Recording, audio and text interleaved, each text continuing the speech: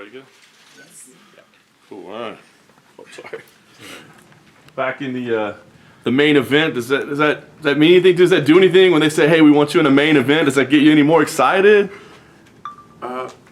Yes. I mean, it's still better than to be on the card. Does it come with any perks? I mean, do you get like a better hotel room or a first class flight? Is there any tangible stuff of being in the main event? I'll see that, but first class flight is always. Very nice.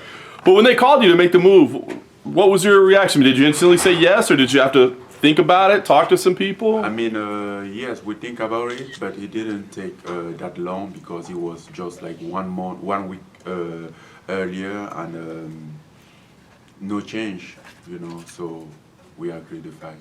What about the fact that you go from 3 rounds to 5 rounds? Does that play into your decision at all?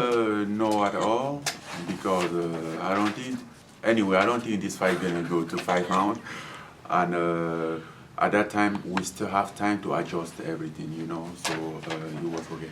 Do you train differently when it's a 3-round fight versus a 5-round fight? Yes, of course, because he might, you never know if ever he go up to 4 or 5 rounds, so he needs more resistance.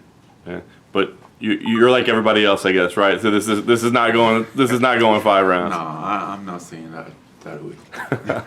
What do you think about the matchup? I mean, you guys were supposed to fight before, obviously. Was this a fight that you always wanted and wanted to have? Because it looks fun. Yes, I called for this fight a very long time ago. Then actually last year, 2017, I was supposed to fight him in the UFC 215. Then we get some issues. It didn't happen. Then when they told me about it again, it was just the perfect timing. I know you like boxing. I mean, do you think he's the best boxer in the heavyweight division? I think I'm the best boxer in the heavyweight division, and I'm gonna prove it on the 29th, because yes, he's a very good boxer, but I have to show that I'm best than him. Nice. Is this a #1 contender fight, you think? It seems like it could be. Do you feel like this is a #1 contender fight? He should be. I mean, I was expecting title fight before, so since they didn't give me that, and we are I'm number 2, he's number 3, so and the first and champ they're fighting, so I think the winner of this fight will take the winner of that one. Do you worry about that fight? I mean, if DC wins, do you think he's going to fight again, or? I'm not worried about it. The only thing that I worry about is to win this fight, because I know after this one I'm going to fight for the title. Yeah. Who do you think wins that fight, do you know? It's very tough, because despite everything, I think this fight gonna be it's not gonna be like the first one, it's not gonna be in the first round knockout. This fight might last more than 1 round, and it's gonna be very tough for both of them, because everyone will go there to give it all, and it's gonna be very tough. I mean, it's tough to determine who's gonna win. You think it could be DC's last fight, win or lose? Do you think it's his last one? It's up to DC. We don't know exactly what's going on with DC. We have heard a lot of things about DC, so we don't know. It wouldn't mean more to you to win the title against Stipe?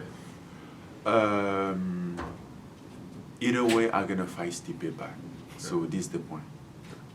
Yes, win the title against Stipe, you'll be, yes, like take it where I live it. Yes, it will be great, but either way, DC or DC2 is a good matchup before you retire.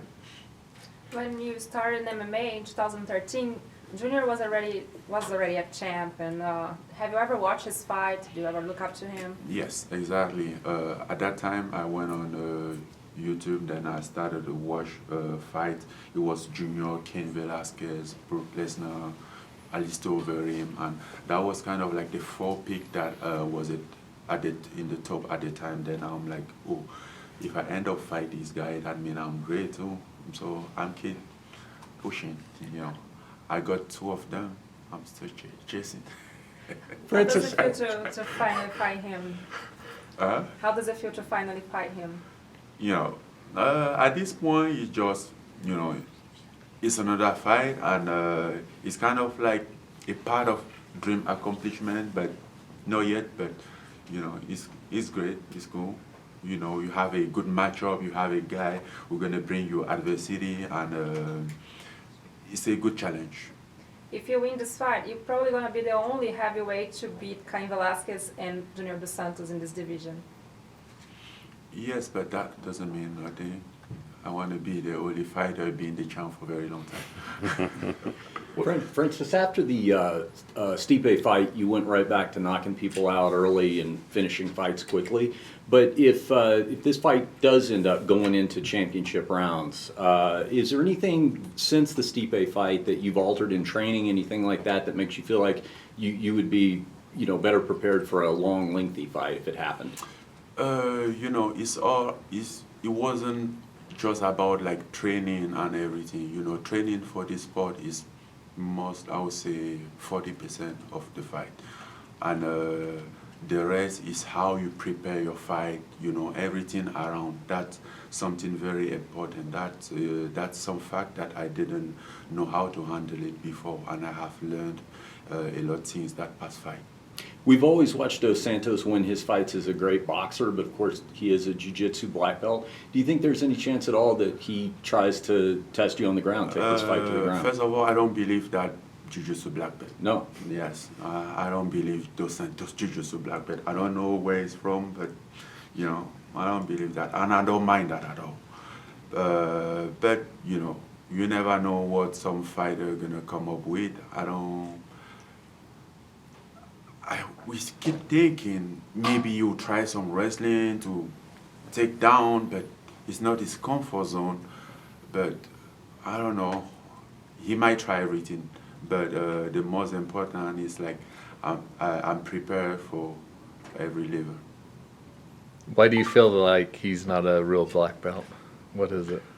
I have watched his fight, and saw him in a lot of positions that I would have done different, even knowing that I'm not a black belt. Then I have a doubt about it. You experienced a lot of emotions in and out of the octagon. It seems everybody was on the bandwagon. They were saying that you were unbeatable, and then people started to doubt you at some point. What do you take from that? I mean, did it give you more resolve to prove the point that you are the best? That wasn't the first time that I have to doubt me. They always doubt me. When I was in Cameroon, when I was a year older, and said I'm going to be a world-class boxer, I'm going to be, you know, in the high level. Nobody believed in that. Even my mom told me, "Hey kid, I love you, but forget that. Come down, you know. I'm always going to support you, but come down to the reality." So they always doubt me. My first amateur boxing match, I just take my stuff, go without telling nobody, because I didn't tell people anymore about what I'm doing. They was just like, "Oh, forget about that. You can't do it. You can't make it." I'm like, then at some point I get alone in it. They were doubting about me. Today they are the first supporter. They are the one that tell me that you're gonna be the man. You are the man.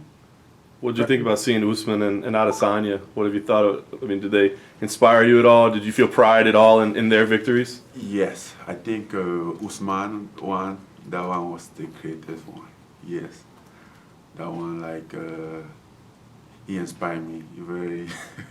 He pushed me out of that. I'm like, yeah, I have to be in this cycle.